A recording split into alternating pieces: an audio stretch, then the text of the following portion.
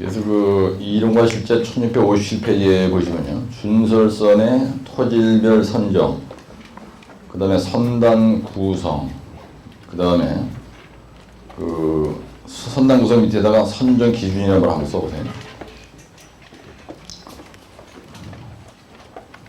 그 다음에 원주가 어디냐 그러면 항만인데요. 지난주에 내가 뭘 강의했냐면은 지난주에 방파제하고요.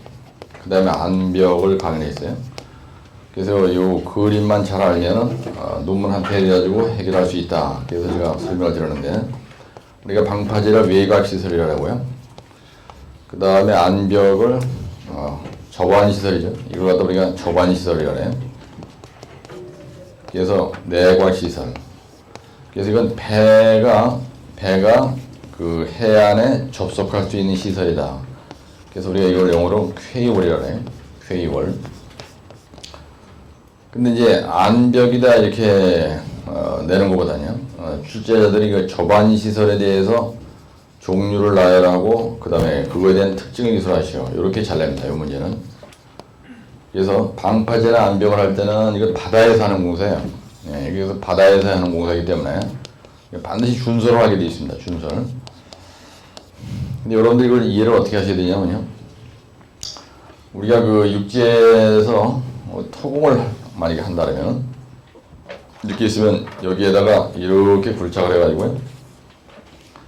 여기다 만약에 이런 하수처장을 만든다든지 정수장 같은 거 배수지 만들 때 우리가 지하 구조물을 이렇게 하잖아요. 그럴 때 반드시 이걸 굴착하는 장비가 필요합니다. 그래서 이때 육상에서는 백호로 파잖아요. 그렇죠? 그래서 그 육상 토공에서 우리가 토목공사를 할 때는 반드시 먼저 스타트하는 게 백호로 파는 것부터 시작하잖아요. 그래서 이게 굴착 장비입니다. 이게. 그래서 이 굴착과 항반을 동시에 할 수 있는 장비인데 항반에서 준설선 그러면요. 육상 작업에서 백호와 똑같은 역할을 하는 겁니다. 근데 요 놈이 굴착만 하는 게 아니고요. 요거 놈이 대매우기도 같이 해요. 예, 요즘에 대매우기 할 때 피로다 끌고 오는 거 또라이입니다. 예, 굴착이나 적재나 굴착하는 거, 때려 실는 거, 그 다음에 때려 메꾸는 거. 만약 옹벽이 이렇게 있다 그러면요. 이 뒤에다가 이렇게 메꾸는 걸 우리가 토공에서 얘기할 때는 대매우기라고 하는데 그 다음에 이거 굴착하는 걸 굴착이라고 해요. 근데 항방공사에서는요. 요 대매우기 하는 걸 뭐라 그러냐면요. 매립한다. 매립. 예? 그 다음에 여기서 파는 거를 굴착한다 이렇게 얘기는 하고 준설한다 이렇게 얘기거든요. 예, 근데 준설을 하는데 배로 만들어야 돼. 예, 그러니까 해상공사에서 굴착 장비는 배로 다 되어 있는 겁니다. 배로. 왜 그러냐면 물속에서 파기 때문에 그래요. 그래서 이런 개념을 가지고 오신다는데 여러분들 안벽 공부할 때 배가 여기 이렇게 와서 여기다 접안을 해야 되잖아요. 그래서 L형 옹벽식 L형 구록식 안벽이다. 그러면 옹벽하고 똑같이 생겼습니다. 그래서 여기 이렇게 물이 있으면은 이 부분을 일하기 위해서 파요 이렇게. 예, 그러고 나서 나중에 요즘에 대매우기 한다고. 이 대매우기 하는 걸 해상공사에서는요 대매우기다 이렇게 얘기를 하고 매립을 한다 이렇게 얘기하는 거예요. 매립. 예, 그래서 이 준설선은요 이 준설선의 용도는 뭐냐면 준설과 매립을 동시에 하는 장비예요. 매립. 예, 그래서 여기서 여기에 대매우기다 이렇게 이해를 하시고 요거는 이제 굴착한다. 그래서 해상공사에서 굴착 장비 이름은 준설선이고요. 그래서 여기다 선이라는 말이 붙은 게 이게 이제 배선자를 이렇게 쓰는 겁니다. 그래서 요 놈이 배로 된 그 배 위에 장비가 있다는 얘기예요. 그래서 그런 장비는 어떤 게 있느냐. 그래서 이 출제 경향을 보면 어떻게 되냐면요. 준설선의 선정시 고려사항에 대해서 쓰러낼 때 고려사항을 쓰러낼 때 토질별로 선정시 고려사항을 기술하시오. 이렇게 나오고 준설선의 선단 구성에 대해서 기술하시오. 이거는 장비조합서라는 겁니다. 그래서 준설에서는 우리가 일반적으로 장비조합 그러면요 굴착, 토공 장비의 조합 이렇게 얘기를 하는데 준설선 해상공사에서 굴착 장비 즉 준설 장비에 대해서는 이 장비조합이란 말을 잘 안 쓰고요. 선단 구성이라는 말을 잘 씁니다. 근데 시험장에 가면요, 이거에 대해서 사토 방법에 대해서 기술하시오 또 이렇게 나요. 예, 사토 방법에 대해서 할 때 사토를 어떻게 하느냐 그러면 선단 구성을 해서 사토를 하는 겁니다. 그래서 준설선의 선단 구성이 준설선의 장비 조합이 바로 장비 조합 방법이 바로 사토 방법하고 똑같아요. 지금 내가 이런 멘트를 왜 얘기를 하냐면 여러분들이 집에 가서 열빠지게 외워봐야 이런 내용에 대해서 이해를 안 하고 무대뽀로 외우면요, 자기가 외운 게 답인데 시험장에 가서 엉뚱한 짓 하고요, 놀래 자빠진단 말이야. 그래서 깜짝 놀라가지고요, 시험장에 가서 그런 일이 없도록 하기 위해서 이제 이런 말씀을 드린 겁니다.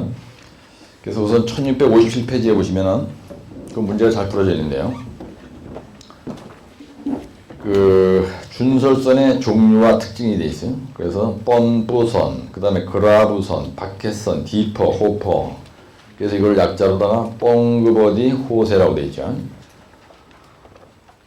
그래서 거기다 뻥그버디 호세라고 한번 쏘아보시고요. 그래서 뻔부선, 그라브선, 바켓선, 디퍼선. 그렇죠? 그래서 일단은 이해를 돕기 위해서 전체적으로 한 일부만 얘기하면 이렇게 이제 만약에 예를 들어서 그 동해안이 있다, 그죠? 수심이 만약에 한 30m 정도 된다, 그죠? 네. 한강은 수심이 10m밖에 안 되거든요. 근데 바닷가는 보통 30m 이상 됩니다. 이렇게 됐을 때 이 자리를 굴착한다는 겁니다. 준설을 한다는 건 이렇게 굴착을 한다는 거거든요. 그랬을 때 이것도 장비란 말이에요. 그래서 준설선은 토질별로 선정합니다. 우리가 굴착을 할 때 일반 육상공사에서도 이렇게 지반이 있습니다. 근데 여기가 안반이야. 여기서 10점만 딱 들어가면 여기서부터 만약에 안반이다. 근데 여기다 백으로 가져가는 건 또라이란 말이야. 그래서 모든 장비는요, 토질별로 선정을 합니다. 토질별 준설선에 선정을 한다 이거야. 토질별 준설선을 선정해요. 그래서 여러분들이 장비나 여기서 얘기하는 준설선의 종류가 바로 뭐냐면요, 준설선의 종류가요, 준설선의 종류가 바로 뭐냐면요, 매립공법이에요. 이거예요. 만약에 시험장에 가는데 매립공법의 종류를 나열하고 특징을 기술하시오 이렇게 나왔어요. 어떤 사람이. 그렇죠? 그럼 매립공법의 종류를 나열하고 특징을 써라. 이게 옛날에 과거 30년 전에 한 번 나오고요, 한 번 나눴습니다. 그래서 매립공법에 대해서 쓰시오 그러면요, 준설선의 종류를 쓰는 게 답이라는 얘기입니다. 여러분들 토공에서 다진공법에 대해서 기술하시오 이러면요, 이게 다진 장비에 대해서 쓰라는 거예요. 예? 예. 다진 장비를 어떻게 선정하냐면요, 전진충, 그 다음에 전모구, 그 다음에 불도템타, 불도자, 로드로라, 캠핑로라, 타이어로라, 그지? 그 다음에 여기는 진동 로라, 진동 컴팩타, 진동 타이어로라, 이렇게 점성토, 그 다음 사질토에 따라서 장비가 이렇게 선정이 되잖아요. 근데 이걸 다진 장비를 확실히 알고 있는데 시험장에 하는 게 다진 공법을 기술하시오 이렇게 나왔어요. 예? 다진 공법에 대해서 기술하시오 이렇게 나오면요, 다진 장비의 종류를 나열하고 내가 알고 있는 걸 쓰는 게 답이다라는 얘기입니다. 예? 다진 공법의 종류 그러면 따라 전진충, 전모구, 블루텐타, 로그룹단한타 쓰는 게 답이야. 그러니까 이런 걸 좀 잘 알고 계시고요. 이런 걸 모르고 책을 보면요, 하여튼 정신이 없어요. 내가 옛날에 공부할 때 이것 때문에 한 3년 한 겁니다. 3년. 그래서 선배님들이 학원에 와서 제 강의를 들어오신 건요, 요런 멘트를 들어오신 거예요. 예. 그래서 집에 가서 동영상 보실 때 뭐 이런 걸 또 다시 반복해서 보기 때문에 상당히 아주 효과적으로 공부할 수 있잖아요. 근데 준설선에 대해서 만약에 시험장에 갔는데요, 토질별 준설선 선정식 고려사항 쓰시오 이렇게 하세요. 근데 요거 하고요, 그 다음에 준설선의 종류를 나열하고 특징을 기술하시오 이렇게 다 이렇게 나섰습니다. 한 번에 옛날에. 그럼 준설선의 종류별 특징에 대한 답이나 토질별 준설선 선정식 고려사항이나 같습니다. 그래서 1657페이지에 보시면은 대제목 2번에 펌프선은요, 토사나, 근데 그 도표에 뭐라고 되어 있냐면 특징이라고 되어 있어요. 그렇죠? 그래서 거기 그 대제목 2번 옆에다가 땡땡하고요, 토질별 준설선의 선정 이렇게 써놓으세요. 요 대제목 2번이 토질별 준설선의 선정에 대한 답입니다. 그 다음에 준설선의 종류와 특징에 대한 답이다 이런 얘기예요. 그래서 펌프선은 토사나 모래 집안의 준설을 쓰고요. 그라브선은 연약 집안에 쓰는 겁니다. 연약 집안 토사, 아주 그냥 진흙탕을 쓰는 겁니다. 그라브선은. 그 다음에 박해 준설선은요. 박해선 바가지로 떠올려야 돼. 축탕을 갖다가 박해서로다 이렇게 품으면요. 절대로 굴착이 안 됩니다. 그렇죠? 예, 박해시란 거는, 박해 준설선이란 거는 그 바가지 모양으로 되어 있는 거예요. 그래서 박해선은 자갈만 가능합니다. 자갈은. 예? 자갈만 가는 거예요. 자갈 섞인 토사. 자갈이 많은 경우에는 박해선이에요. 그래서 펌프선 옆에다가 토사라고 써놓고요. 여러분들이 써놓으세요. 그라브선은요, 연약집안 토사. 그러니까 실트, 막 진흙탕입니다. 디퍼선은요, 부서진 암버러, 단단한 토질, 디퍼. 예? 근데 호퍼준설선은요, 점성토에 유효하고요. 쇠암선은 암을 깬다. 그러니까 무조건 암반입니다. 암반을 굴착하는 게 쇠암선이에요. 그런데 디퍼선은 부서진 돌멩이 있는 경우에는 쇠암선을 안 하고 디퍼선이라는 걸로 해도 된다는 얘기입니다. 따라 뻥그버디 호세. 이거 이럴 때는 토연, 자, 암, 점암 이렇게 외우시는 거예요. 토연, 자암, 점암. 네? 뻥그버디 호세는 토암, 자암 이렇게 외우시는 게 좋다는 거예요. 그래서 처음에 쓸 때 이제 계열을 써야 되겠죠. 두 번째는 토질별 준설선에 대해서 선정 플러스 준설선의 종류와 특징 똑같은 말이라 했죠. 종류와 만약에 특징을 쓰라 하더라도 답은 같다는 겁니다. 그러면 여기서 뻥그버디 호세 이렇게 오시는 거예요. 호세 호퍼준설선 쇠암선 이렇게 되어 있죠. 이거 아까 뭐라 했어요? 번데기는 뭐라 그랬어요? 이게 일반 토사라고 했습니다. 그 다음에 그라브선은 뭐라 그랬어요? 연약집안, 아주 연약집안 토사, 뭐 실트 이런 거. 그 다음에 박해준설선은 자갈이에요. 디퍼는 암은 암인데 무슨 암이라고요? 예, 부서진 암이라 그랬어. 부서진 암. 그런 거예요? 디퍼? 그 다음에 호퍼준설선은 뭐라 그랬어요? 점성토. 그 다음에 쇠암선은 암반 굴착이 하는 거예요. 암반. 그럼 여러분들이 뻥그버디 호세 이렇게 외우시고 이걸 외울 때 토연, 자, 부, 점암 이렇게 외우시는 게 좋아요. 만약에 이걸 이렇게 안 외우시잖아요. 그러면은 되는데 지금 여기 펌프준설선이라는 거, 그라브, 박해, 디퍼 이거를 여러분들이 그림을 좀 보시면요. 왜 이게 박해 준설선이 왜 자갈만 가능한지를 여러분들이 좀 알 수가 있어요. 그래서 그림 한번 잠깐 보시자고요. 처음 공부하실 때 빨리빨리 뭘 하려고 하지 마시고요. 항상 처음 공부할 때는 매 장마다 칼라 사진이 들어있어요. 그 칼라 사진을 먼저 이렇게 심심할 때마다 보시면 여러분들이 그 준설선 한 번도 눈으로 보지 못한 사람이 있습니다. 근데 사우디 깔리만탄이나 인도네시아의 그 준설 공사를 옛날에 극동에 있을 때 많이 했거든요. 극동에서. 그래서 이제 많이 가봐서 이제 아는데 선배님들 한 번도 안 하신 분들은 준설선 그러면요 생기모가 모양새가 어떻게 생긴 건지 모릅니다. 어떤 사람 백호가 어떻게 생긴지 모르는 사람도 있어요. 따라서 백호, I love 백호, 백호가 좋은 거예요. 그래서 1697페이지에 보시면은 스틸 시트 파일이 있습니다. 예, 그런데 이게 강관, 그죠? 예, 스틸 시트 파일로 한 가물막이 시공 전경이 1697페이지면 하단에 있죠. 예, 시트 파일을 박았을 때 깔려 보이는 게 이제 이렇게 보이는 거예요. 여러분들 시트 파일은 철판떼기를 박는 겁니다. 그 다음에 1698페이지에 보시면요. 준설선은 우리가 영어로 드레저라네. 따라 드레저. 네, 드레저라래. 드레저. 백호 드레저입니다. 네, 그래서 여기 한 방에 볼 수 있게 넣어놨는데 1699페이지에 보시면요. IHC 비아버 이건 회사 이름입니다. 그래서 카터 삭션 드레저라는 게 있어요. 카터 삭션. 따라 카터. 카트란 말은 암반을 자른다는 얘기입니다. 삭션이란 말은 빨아올린다는 얘기예요. 암반을 잘라서 빨아오르는 준설선이라는 얘기예요. 그리고 이거 보면 아주 대단하죠. 예, 백호하고는 게임이 안 됩니다. 예, 그래서 이렇게 무식한 다이아몬드 비트 같은 걸로다가 그냥 후벼 파는 거예요. 그러니까 이건 뭐 굴착하는 것 같아요? 카터 삭션 드레저라는 거는요. 암반 굴착입니다. 그다 써놓으시고요. 그냥 깔려보지 말고요. 계속 적어야 돼요, 여러분들은.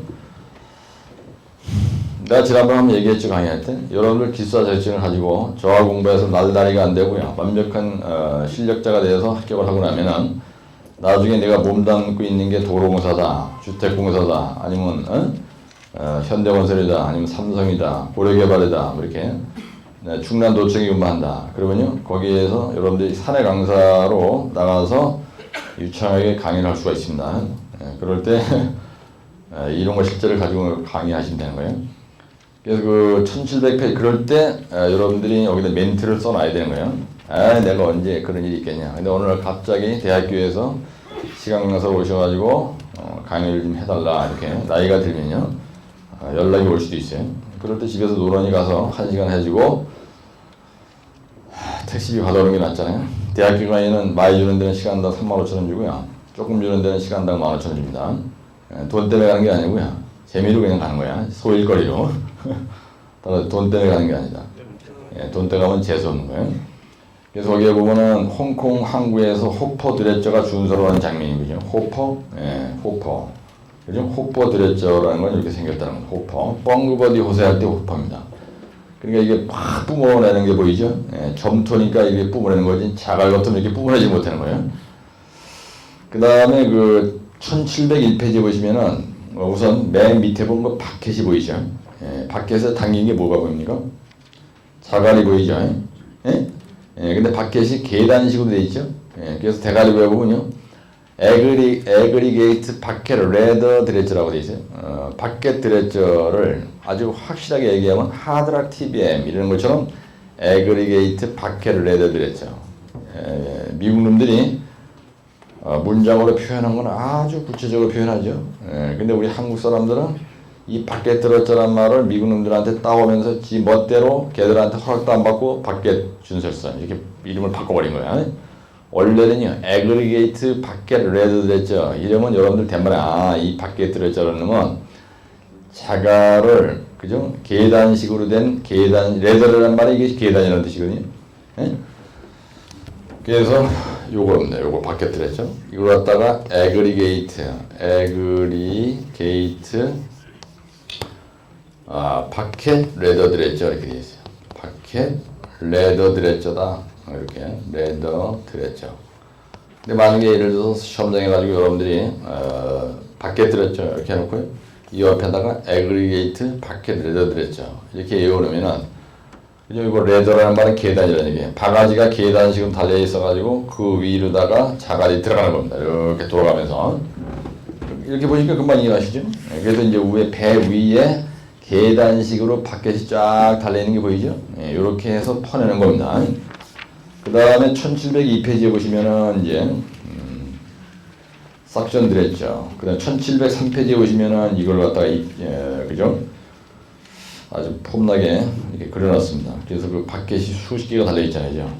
계단식으로. 그래서 에그리게이트 따라서 에그리게이트 바켓 레더 드레저 이렇게 되어 있고요. 그 다음 1704페이지에 보시면은 이제 그런 거에 대한 호퍼 준설선에 대해서 여러분들이 이해하기 쉽게 좀 써놓은 게 있습니다. 그 다음에 1705페이지에 보시면 휠 드레저라는 게 있어요. 휠. 그 다음에 1706페이지에 보시면은 카터 삭션 드레저라는 게 있습니다. 카터 삭션 드레저. 그래서 그 끄트머리에 보면은 그 빨간색으로 돼 있죠. 우측에 그 보면은 그죠? 다이아몬드 비트 같은 거 뭉치가 있죠. 그걸로 후벼 파는 겁니다. 그래서 암방 굴착하는 게 쓰는 거예요. 카터 삭션 드레저가. 그래서 우리가 쇠암선 이런 게 쇠암선 이런 게 바로 카터 삭션 드레저입니다. 카터 삭션 드레저 이렇게 되어 있는 거예요. 드레저 이렇게 되어 있고 그 다음에 이제 그 뒷페이지에 보시면은 1708페이지에 보시면요 휠 드레저도 있고 1709페이지에 보시면은 맨 하단에 보시면요 거기에 보면은 그 송토관이 보이죠? 이렇게 송토관이 쭉 보입니다. 그래서 여기에 굴착을 해가지고 이 송토관을 통해서 매립줄에다가 뿜어내는 겁니다. 그렇죠? 송토관. 송토관이라는 건 뭐냐면 흙을 그러니까 준설하는 흙을 운반하는 관을 부설하는 거예요. 송토관이 이제 여기 부설이 되어 있죠. 그래서 이걸 보시니까 좀 이해하시죠? 송토관. 그래서 다시 앞으로 돌아와서 이 준설서는요, 학만에서는 상당히 중요합니다. 하여튼. 그러니까 여러분들이 준설서는 꼭 제대로 공부해 놓으셔야. 그래서 1657페이지 있는 거 얘기하다가 지금 글로 가는데요. 그래서 대제국 이번에 뻥그버디 호세가 있고요. 그 다음에 시공전 조사상이 있습니다. 그 다음에 준설선 선정시 고려상이 있고요. 그렇죠? 그 다음에 이제 시공전에 조사 내용이 뭐냐. 준설하기 전에 조사 내용이 이런 얘기예요. 여기서 준설 전 사전 조사 내용이 뭐냐 이 얘기고요. 이거는 수파, 파파, 조유를 조사해야 돼요. 그 다음 네 번째 뭐죠? 네 번째 뭐라고 돼 있어요? 준설선 선정할 때 일반적인 준설선을 선정 시에 일반적인 고려상입니다. 일반적 고려상이 뭐냐. 그 다음에 다섯 번째는 뭐가 있냐면요. 그 뒤에 보면은 준설선의 선단 구성이 있어요. 준설선의 선단 구성. 그렇죠? 예, 준설선의 선단 구성을 어떻게 하느냐. 요걸 갖다가 우리가 장비 조합이라 해요. 준설선의 장비 조합이 뭐냐, 또는 사토 방법이 뭐냐. 예. 그 무슨 말이냐면요. 여기서 뻥그, 버디, 호세가 있어요. 그러면 이런 펌프 준설선 가지고 하고, 그 다음에 그라브로 일을 하고, 그 다음에 밖에 준설선으로 일을 하고, 디퍼 준설선으로 일을 할 때, 여 뒤에 따라오는 장비가 뭐가 같이 따라다니냐. 그래서 끌토행이 들어간다는 얘기입니다. 이거 뭐냐면 끌배예요. 그 다음에 투혼선이 있어야 되고요. 그 다음에 앵커 바지가 있어야 돼요. 이게 무슨 말이냐면요. 펌프 준설선 혼자서 일을 못합니다. 그래서 이 펌프 준설선이 일을 하려면은 여기서 우리가 끌배를 영어로 타그보트라 해. 끌고 가는 배다. 그래서 바지를 끌고 가는 거를 끌배라 해. 그 다음에 흙을 운반하는 선을 토운선이라고 해요. 앵커 바지. 그래서 끌배라는 건 토운선을 끌고 가는 장비입니다. 그래서 준설선의 선단 구성은 어떻게 하느냐. 뻥그버디 호세에다가 끌통이다. 이런 얘기예요. 이 도표가 무지개 중요해요. 여러분들. 하여튼 이거는 확실하게 하게 된다. 이거하고 여기서 이거예요. 하이라이트는 이거 두 개입니다. 이거 두 개만 외우면 여러분들 단반에 이게 1.5페이지 가까이 돼요. 네? 그래서 이런 키가 되는 걸 외울 때, 요 대정 2번에 토질별 준설선에 이거 하고, 그 다음에 준설선의 선단 구성, 이거를 멀렐레하게 외우면요, 중요한 걸 멀렐레하게 쓰면은 점수가 안 나오는 거야. 우리가 여기다가 끌통이라고 했어요. 끌배, 토행. 여기서도 한번 써줘도 좋고, 여기서 또 한번 써. 그래서 이거는 완전히 별도의 대제목으로 띄워서 시험장에 써야 되는 겁니다. 그러면 우리가 바다에서 불착을 하는 거기 때문에 수심, 그 다음에 파도, 파랑, 파고, 조이간만의 차. 그죠? 예, 조이간만의 차. 그 다음에 유속이에요. 파고가 2m 이상이 되면요. 2m 이상이 되면요. 작업을 중단해야 됩니다. 바다에서 하는 모든 공사는요. 파고가 2m 이상이 되면 일을 안 해. 그래서 1년에 3분의 1만, 100일만 일하고 나머지는 계속 앉아서 고기섭 치는 현장이 항만공사 현장이거든요. 항만공사 현장 가서 3년 있다 보면 사람 완전히 병신 돼가지고 오는 거야. 그래서 항만공사는 가급적 안 하는 게 좋습니다. 사람이 나태해져요. 예, 항만공사 현장 가 있으면 1년에 100일은 일하고 300일 중에서 365일 중에서 100일만 일하고 나머지는 계속 자빠져 자는 거야. 사람이 게을러져요. 그래서 자기 발전에 좋지 않다는 겁니다. 그래서 그 수심, 파도, 파랑, 파고, 조이가 많죠. 그죠? 저는 얘기했죠. 방파제에서 암벽에 대해서 났어. 만약에 시험제가 방파제가 나든지 암벽에 났는데 시방서에 보면 뭐라고 되냐면요. 조사 내용이 되는 게 있고요. 그 다음에 방파제나 암벽의 구조 형식. 옛날에 다 한 번씩 났던 겁니다. 구조 형식을 선정시의 고려사항이 뭐냐. 이런 게 시험이잖아요, 여러분들. 예. 그러면 방파제는 파도를 막아주는 시설이고요. 암벽은 배 저반 시설인데 물속에 있는 겁니다. 그럴 때 방파제 공사 시공전, 암벽 공사 시공전 사전조사의 내용이 뭐냐. 그러면요, 토질 조사를 해야 돼요. 그렇죠? 예, 토질 조사는 어디든지 다 들어가는 거예요. 플러스 수심, 파도, 파랑, 파고, 조이간만의 차, 유소. 전부 다 이게, 그죠? 방파제 중에서 혼성식으로 할 거냐, 안벽 중에서 L형 브록식으로 할 거냐, 시트파식으로 할 거냐, 방파제 중에서 사석식 경사제로 할 거냐, 그 구조 형식 선정 교류사항이 바로 이거예요. 요거. 네, 그러니까 항만공사에서 조사 내용이나 아니면은 뭐 선정식 고려사항 써라. 그러면 이게 답이다. 라는 얘기예요. 요게. 일반적인 선정식 고려사항입니다. 근데 여기에 뭐 또 있죠, 이게. 그죠? 예. 시공전의 조사 내용은 이거고, 준설서는 선정할 때 일반적인 고려사항. 만약에 선정식 고려사항 써라. 그리고 구체적으로 만약에 간다. 그러면은 거기에 알고진 게 몇 가지 얘기해 있어요. 그거 뭐라고 되어 있냐면, 대제목 4번에 준설의 목적이 뭐냐, 그 다음에 토질이 뭐냐, 지형이 어떻게 생겨 뭐냐, 준설 수심이 얼마나 되느냐, 그 다음에 사토장 위치가 얼마나 되느냐, 시공성, 경제성, 안정성, 수질 오염, 생태계, 건설공해 이런 거예요. 그렇죠? 그래서 준설선 선정할 때 준설 토질이 뭐냐 그랬죠? 그 다음에 수심이 어떻게 되느냐, 또 뭐에 따라서요? 생태계 보존에 어떤 게 있느냐, 그 다음에 수질 오염에 문제가 있느냐 없느냐 이런 거, 그 다음에 유보율을 증대하기 위해서는 어떤 걸로 하는 게 좋으냐, 어떤 이런 그 키워드가 몇 개 있어요. 예. 준설 토질, 수심, 생태계에 미치는 영향, 어류가 어초가 죽는다든지, 수질 오염, 그다음에 유보율 증대 방안, 어떤 이런 5가지 정도, 하나, 둘, 셋, 넷, 다섯, 6가지 정도. 이것도 하나, 둘, 셋, 넷, 다섯, 6가지죠. 이것도 6개고요. 이것도 6개인데 아사무리에게 여기 있는 내용과 내용이 좀 틀리죠. 네, 따라 수파파파조요. 수파파파조요. 그러니까 준설서선 토질별로 선정했죠. 수심이 어떠냐, 생태계, 수질오염, 유보율 이런 거에 따라서 왔다 갔다 합니다. 근데 이걸 왜 외워야 되느냐?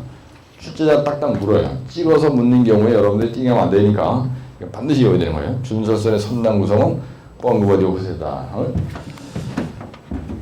이런 건 단순 암기가 먹입니다. 그죠? 그래가지고 거기에 뭐 뭐라고 되냐면요, 바켓이나 그라브나 디퍼, 토운선 끌비 하나, 앵커바지 한 척. 거기에 뭐 사토거리 조정이란 말이 있어요. 펌프선, 그라브 호퍼선, 쇠암선인 경우는 끌배, 앵커바지 한 척, 수동관 일식, 장선, 끌배 한 척, 앵커바지 한 척. 기타 측량선, 청소선, 기중기선, 감독선. 감독이 타고 다니는 배가 있어야 된다는 거야. 근데 요거는 요 책에 있는 대로 외우시면 됩니다. 준설 시 사토장의 구비 조건은 뭐냐? 가깝고요. 거리가 가까워야 되고요. 해상이 정원하고 선박 왕래가 적은 거. 그다음 수심 확보가 확실히 돼야 되고요. 보상권 등의 사전 해결이 가능한 곳. 환경 오염이 최소가 되는 자리. 준설 매립 시 시공관리 사항. 근데 여기 있는 내용들이 사실 뭐냐면 준설 매립할 때 시공관리할 내용이 뭐냐. 이런 건 뭐 이렇게 중요한 게 아닙니다. 그 다음에 8번째 보면 준설할 때 유보율 증대 방안 이런 게 있어요. 이런 건 결론 처리하는 게 좋습니다. 그래서 결론에다가 뭘 쓰느냐면요. 결론에다가는 여기 6번이죠. 결론에다가 준설할 때 유보율이란 말이 있는데요. 유보율 증대 방안에 대해서 한 0.5페이지 조금 써주라는 얘기입니다. 0.5페이지 분량을 써주면 되는데 유보율이라는 게 뭐냐면요. 잔류 토사량을 준설 토사량으로 나눈 겁니다. 그래가지고 곱하기 100이는데 여기서 유보율은 뭐냐면요. 유보율이란 거는 총 잔류 토사량이 있어요. 이거를 갖다가 그 준설 토사량으로 나눈 거예요. 그래서 곱하기 100. 그래서 이 숫자가 크면 좋은 겁니다. 무슨 얘기냐면요. 내가 여기에서 이렇게 있는데 여기서 준설을 해가지고요. 여기다 갖다 이렇게 매립을 만약에 했다. 봐. 이렇게 매립을 했어요. 여기다 매립을 이렇게 했을 때 여기에서 100루베를 판 겁니다. 100루베를 파가지고 여기다가 이렇게 탁 매립을 했는데 여기에 50루베밖에 안 남았다. 그러면 여기에 실제로 한 매립한 양은 50%밖에 안 되잖아요. 그죠? 준설한 토량이. 그래서 유보율이란 말은 뭐냐면, 그죠? 여기다 메꿨을 때, 여기서 100루베를 파가지고 여기다 들어보는데 물이 다 빠져나가고 그러면 흙만 조금 남을 거 아니지? 그런 얘기입니다. 그래서 유보율이 거기 뭐라고 되냐면, 점성토는, 그 다음에 사질토는, 그 다음에 자가란 이렇게 돼 있어요. 점성토는 70% 정도밖에 안 돼요. 이하밖에 안 되고, 사질토는 조금 높아. 그래서 한 75에서 한 95% 이하라고 되어 있고요. 그 다음에 자갈은 뭐라고 되냐면요. 자갈은 95% 이상이라고 되어 있어요. 예, 밖에 준설선으로다가 여기 있는 자갈을 퍼가지고 여기다 들어부었습니다. 그러면 점성토나 사질토에 비해서 여기에 많이 남겠죠. 예, 그런데 점성토는 70%밖에 안 남는다. 나머지 30%는 물로 다 빠져나간다는 얘기예요. 이해가시죠? 예, 그래서 요 유보율을 높이려면 여기에다가 들어볼 때 이 자리를 갖다가 그냥 막연하게 들어붙지 말고요. 이걸 위에서 내려다본 평면으로 이렇게 봤을 때 여기서까지가 만약에 10m다. 여기서까지가 10m야. 그럼 위에서 내려다봤을 때 이렇게 된 겁니다. 원래는 여기서까지 10m고요. 여기서까지도 10m야. 내가 매립할 자리가.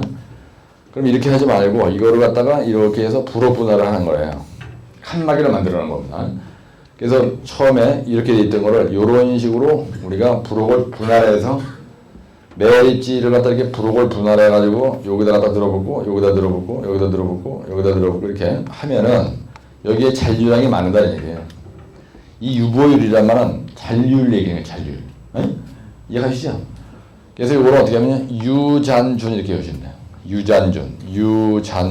그래서 이 유보율은 그래서 좋은 거 아니에요? 그렇죠?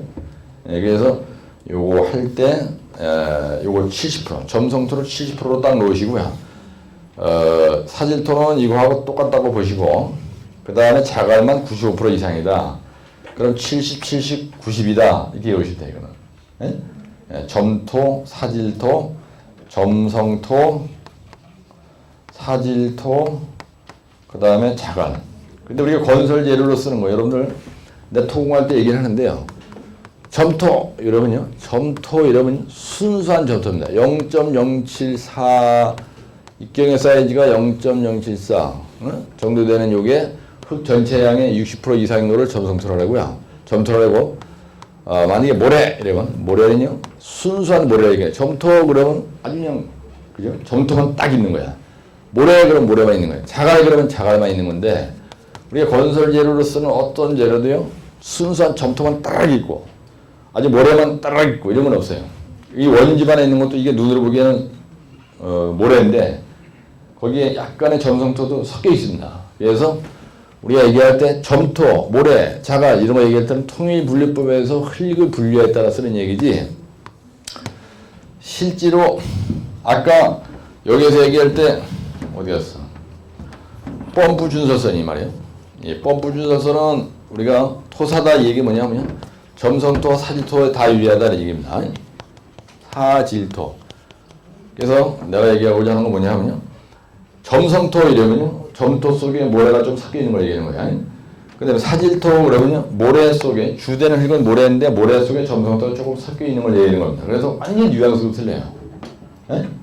성토 재료로 쓰는 점성토와 사질토의 공학적 성질 이렇게 물어야지 문제를 낸 놈이 성토 재료로 쓰는 점토와 모래의 뭐 공학적 성질 이렇게 묻는 건 아니다는 얘기입니다. 지상천하에 이게 없어요. 점성토만 있지 점토 이런 건 없습니다. 원지방 흙을까지 얘기하는 거야. 그래서 이 토사다 얘기는 요거라는 얘기고 여기서 연약지방이다 이 얘기냐 이것도 점성토 얘기하는 거예요. 주로. 우리가 일반적으로 연약지방 그러면 점성토 얘기하는 거예요. 그 다음에 부식토 이런 거 얘기해요. 부식토. 그 다음에 요거 자갈은 분명하죠. 에그리게이트. 부서진 암, 크라시드 암, 이거 점성토, 카터 삭션, 이게 뭐예요? 호퍼. 그 다음에 여기서 카터 삭션 들었죠. 요 쇠암선은, 그죠? 이건 디퍼라고 했고, 디퍼. 네, 그래서 요거는 이제 암반이니까, 암반 구착이 가능하다 그랬으니까, 그죠? 만약 여기다 더디로 더 쓰고 싶다 그러면 연암, 보통암, 뭐 경암 이런 걸 여기다 쓰는 거예요. 그 요령입니다. 보통암, 그냥 암반골착 이러면 좀 심심하잖아. 그 답안지도 좀 맹하잖아요, 이제.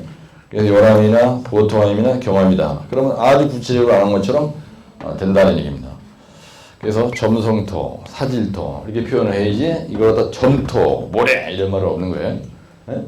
우리가 현장에서 공학적으로 얘기할 때 점토, 통일분류법에서 강의할 때는 하는 얘기지 실질적으로 점성토, 사질토, 자갈 이거 아주 중요한 거예요. 그래서 거기에 보면 부록 분할하는 걸 보였죠? 여러 개의 부록으로 분할해서 하는 게 좋다. 그죠? 왜 그러냐? 지금 요거만 갖다 써도요. 대반에 3페이지가 되는 거예요. 시험장에서. 너무 많이 쓰다가 좋아지는 거야. 하여튼 항상. 그리고 여러분들 집에 가서 공부할 때 동영상 화면을 보시면서 나한테 여러분들이 전화를 많이 해주시는데요. 아주 상당히 효과가 좋다는 거야.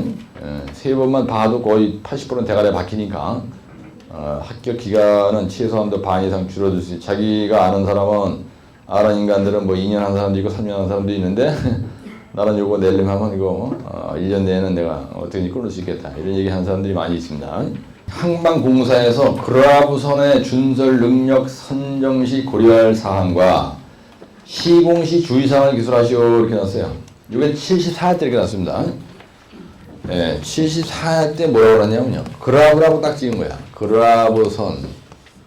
네, 그라브 준설선이 되겠습니다. 그라브 준설선의 시간당 작업량 산정시 고려사항이 뭐냐 이거 하고요. 예, 그 다음에 시공주의사항 쓰시오 이렇게 하세요. 시공시 주의사항에 대하여 기술하시오 이렇게 났다고요. 예? 이렇게 시공주의사항 시간당 작업량 산정시 고려사항 기술하랄 거예요. 그래서 거기 보면 그라브선의 개요라고 되어 있고요. 그 다음에 대제목 2번에 그라브 준설선의 선당 구성, 그죠? 그라브 준설선이라고 딱 찍었으니까 규격을 조건에 따라서 조정한다. 그라브 준설선 한 대, 부속선은 꿀통이라고 써있죠. 여기. 예? 그 대제목 2번에 보시면요. 그라브 준설선 시공전 준비사항이 있어요. 그라브선 항내 입출항 신고 항만청에다가 그러니까 그라브 준설선에 대해서 시공전 준비사항, 그러니까 시공 주의사항 쓰라고 했으니까 시공전 뭘 준비해야 되는 겁니다. 그 다음에 또 해양 경찰서에다가 준설구역이나 오탁 방지망 설치를 처벌해야 되고요. 준설구역에다가 등부표 설치를 처벌해야 돼요. 그 다음에 준설 작업 전 조사사항이 있어요. 스파파파 주의를 이렇게 쓴 겁니다. 여러분들이 아까 내가 여기서 얘기한 이런 거 있어요? 여기 어떻게 이런 거? 그라브라고 났으니까 그라브에 대해서 계속 그라브를 팔아먹으면서 이런 헛소리를 한 겁니다. 네, 그건 요령입니다. 그 다음에 준설선 선정시 고려사항이에요. 준설의 목적, 토지, 지형, 토량, 준설 수심, 사토장 위치, 공사 주변의 환경, 건설 공해. 그래가지고 아까 여기서 얘기했던 이거죠. 네, 준설선 선정시 일반적인 고려사항하고 요거하고는 다 재탕을 한 겁니다. 네? 그 다음에 그 밑에 보면 그라브 준설 시 사토장 구비조건이 있어요. 사토장은 준설구역에서 운반거리가 가까운 곳, 선박의 왕래가 적은 곳, 충분한 수심과 면적이 확보된 곳에 선정하죠. 그 다음에 양질 경제성이 중요합니다. 양질 경제성. 그 다음에 어업 및 기타 보상권이 해결되고 환경 오염이 최소인 곳. 그런 데다 현관표 색깔 칠하시고요. 어업 및 기타 보상권이 해결돼야 돼요. 그 다음에 환경 오염이 최소인 곳. 그죠? 예. 그 다음에 본인이 시공한 그라브 준설의 시공 관리도. 그래가지고 그라브 준설선이 있고요. 그 다음에 그 옆에 토운선이 있습니다. 예. 그 다음에 오탁 방지망을 갖다가 등부표로다 설치한 거를 갖다가 그림을 그린 거예요. 그리고 GPS라는 것도 하나 보이죠? 예, 그 다음에 앵커로다가 붙들어 맸다. 왼쪽에는 안벽을, 그죠? 예, 하나 그려놨고요. 사면에 여굴, 저면에 여굴. 그래가지고 그 밑에 그라브선이라는 건 쳐다보세요. 예, 네타가 쳐다보세요. 그라브는 이렇게 찍는 거예요. 이렇게. 예, 이렇게 하는 걸 그라브선이라 해요. 예? 흙을 팔 때 이렇게 하는 걸 우리가 그라브라고 합니다. 그래서 그럼 움켜쥐다는 말이죠. 예, 그라브라는 말을 그릴 때 그라브 밖에서 그릴 때 이런 식으로 그리잖아요. 이런 식으로. 이렇게 찝는 걸 얘기하는 거야. 그래서 그 밑에 보면 집게처럼 그려져 있죠. 예, 그 밑에 삼각 표시가 이렇게 돼 있는데 여기다 이렇게 돼가지고 그라브를 여기 얇게 이렇게 해놨잖아요. 그 밑에. 그 그림 보고 얘기하는 거예요, 지금. 그 다음에 그라브 준설선의 위치 측량은 GPS 측량한다고 되어 있고요. 그라브 준설 작업 중 수심 측량을 해야 되고 에코 사운드 측량을 합니다. 에코 그 다음에 에코 사운드, 그 다음에 수심 측량을 보정해야 돼. 10분마다 조위 측량을 해야 됩니다. 10분마다. 그라브 준설로 인한 해상 오염 방지, 오탁 방지망 설치하고요. 그라브 준설 중에 해상 사고 방지는 등부표로 설치해야 되고요. 그 다음에 여굴은 5.5m인 경우에는 0.5m, 그죠? 수심이 9m 이상인 경우는 0.6m, 60점까지 여굴은 좋다는 얘기입니다. 안반인 경우에는 0.8m, 여유폭은 4m, 2m. 예? 이게 답 괜찮죠? 그 항만공사 중 그라프 준설 능력 향상을 위해서 시궁주의사가 뭐냐면요. 준설선의 정비를 확실하게 하라는 얘기고, 쇠한선을 투입해야 되고, 해상 기상에 유의해야 되고요. 기상특보 발효 시 항내 대피, 그라브 운전원의 사기 진작, 그 다음에 그라브선에 의한 해양 오염 방지, 그다음에 그라브 준설 구역 수심 일일 관리도 작성, 예? 일별로 그라브 준설 구역 내의 수심과 그죠? 준설 구역별로 수심을 이렇게 측정을 한다는 겁니다. 거기다 이게 표를 만들어 가지고 기록을 한다 이런 얘기야. 근데 여기 보면 뭐가 하나 빠졌습니까, 여러분들? 여기 보면요, 따라서 그라브선 시간당 작업량 산정시 고려사항이 뭐예요, 여러분들? 그 말이 여기 대제목에서 빠졌죠, 이제. 예? 계속 뭐 얘기했냐면, 야사무리하게 대제목을 띄우면서 자기 외움 가지고 채점 매기는 정신 빠지게 만드는 거예요. 정신 혼란스럽게 만들어가지고 점수를 많이 따는데, 사실 가만히 보면요, 요거 시간당 작업량 산정시 고려사항과 시공 주의사항 들어가는데, 여기 있는 건 전부 다 시공 주의사항 얘기입니다, 그죠? 근데 여기서 요게 빠졌죠, 여러분들. 시간당 작업량 산정시 고려사항이 뭐예요? 여러분들 아무것도 외운 게 없어. 예, 아무것도 외운 게 없는데 딱 가는데 준설선에서 한테 뭔진 모르지만 이 자식이 고려사항 쓰라고 한 거예요. 따라서 뭔진 모르지만. 안 따라해? 뭔진 모르지만 고려사항 쓰라고 했어. 그럼 뭘 쓰긴다 그랬어요? 예? 뭔진 모르지만 고려사항 쓰라고 했어. 그러면 항만공사에서 고려사항은 뭐의 답이? 따라서 수심, 파도, 파랑박, 수파파파 조유예요. 정확하게. 응? 시간당 작업량 산정식은 Q는 있거든요. CM분의 3600QKF입니다. 이런 식으로 작성을 하는데, 여러분들, 이거 백호의 시간당 작업량 산정식이죠, 이게. 예? 근데 시간당 작업량 산정식 고려사항 쓰시고 그러면 사이클 타임. 이게 답이죠. 그 다음에 작업 효율. 이 작업 효율이라는 건 뭐에 따라 틀려요? 토지별로 틀리죠. 이거 토량 환상계수죠. 자갈, 점토, 이거 토량 환상계수가 틀리죠. 맞잖아. 예. 그 다음에 요거 K는 뭐예요? 요건 밖에 계수죠. 그 다음에 여기서 Q는 뭐예요? 밖에 용량이죠. 예? 예, 밖에 용량. 그럼 그러다 보니까 밖에 용량이 있을 거 아니죠? 예, 밖에 계수가 있을 거고요. 그 다음에 토질별로 요 이값이 왔다 갔다 하죠. 그 다음에 요 환상계수가 틀리지, 사이클 타임이 틀리다고요. 그러면 모든 건설기계 시간당 작업량 산정식 고려사항 쓰라면요, 사이클 타임 요런 걸 갖다 그냥 늘어놓으면 돼. 하나, 둘, 셋, 넷, 5개. 그렇죠? 그 다음에 물에 사는 거기 때문에 요거 수심, 파도, 파랑, 파고, 조이간만 했잖아. 유소, 이거에 따라서 시간당 작업량이 왔다 갔다 하는 거예요. 반드시 고려해야 돼, 이거를. 그래서 이거 키가 되는 이건 옛날에 백호의 시간당 작업량 산정 방법, 이게 처음 알았었어요. 1교시 5 이게 났다니까. 네? 그러면 백호의 시간당 작업량은 CM분의 3600QKF이라고요. 예, 그래서 이거를 늘어놓으면 되는 거예요, 답이. 그래서 이게 빠졌습니다, 사실은. 여기서 시간당 작업량 산정식 고려사항, 요 말이 여기서 빠졌어요. 네? 여기 대제목 여기 없잖아요. 그러니까 이런 책을 보실 때 여러분들이 항상 주의해야 될 게 뭐냐면, 출제자가 물은 말에 대한 대제목이 안 튀어났다. 그러면 그만치 점수가 안 나와요. 네? 예, 그러니까 요런 그러니까 아주 상식선의 얘기인데, 이런 것 때문에 여러분들이 띵해지면 안 되니까 제가 말씀을 드린 거고요.